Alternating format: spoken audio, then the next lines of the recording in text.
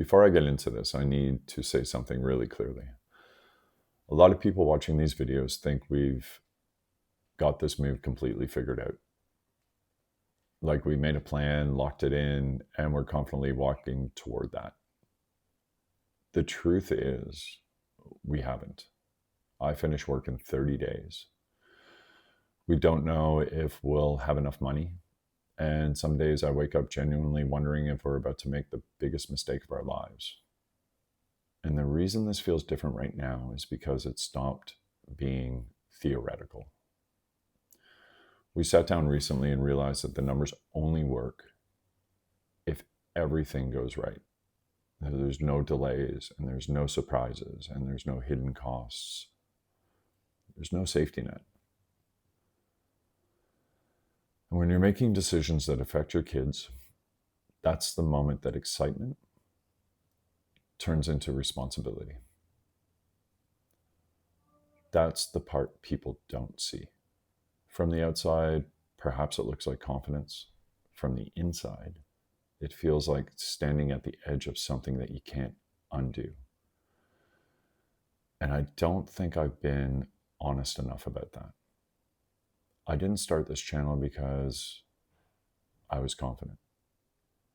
I started it because I was overwhelmed by work, overwhelmed by the cost of living, overwhelmed by how fast time disappears when you have kids.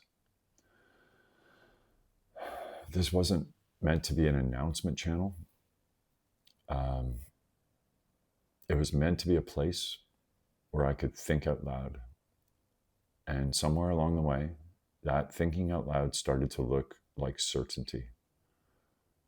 When what we're actually feeling most of the days is uncertainty. People keep asking why Vietnam.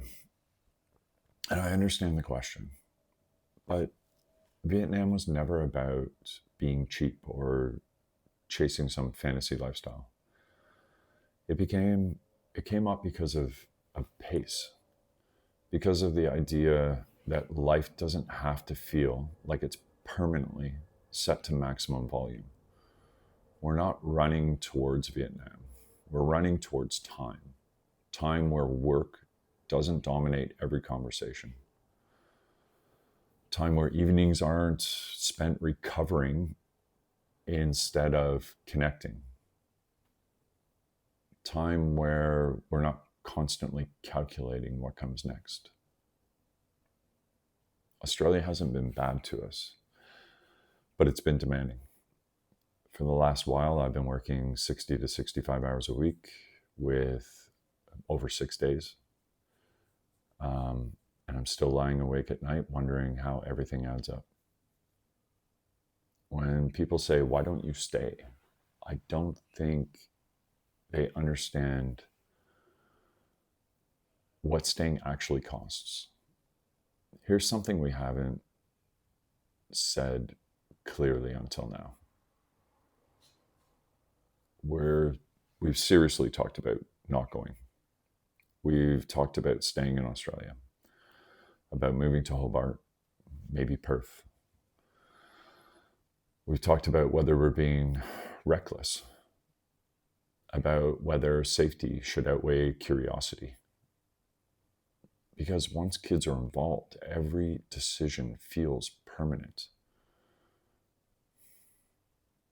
There's no, we'll just see what happens. There's no, let's give it a go. There's only, what happens if this goes wrong?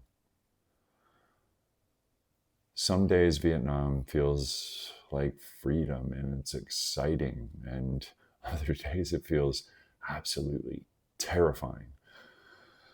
And then there are the days when the idea of staying feels just as heavy. Because staying doesn't mean things magically get easier. It just means you're choosing a different set of pressures. And the hardest part isn't choosing a country. It's choosing which version of life we're willing to live with. I know there are people watching who feel exactly what we're feeling.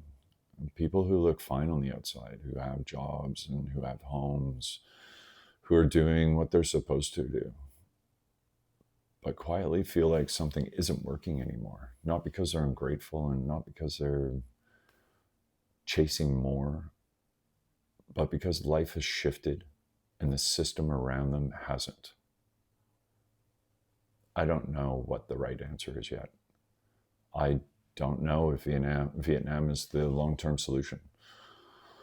I don't know if staying in Australia would feel safer in the long run. And I don't know how exactly the money side will play out. What I do know is that pretending we're certain would be a lie. And we don't want to build this channel on pretending. So instead of telling you what we decide, we're going to keep showing you how we decide. Conversations and doubts, the late night questions, the moments where fear gets the better of us.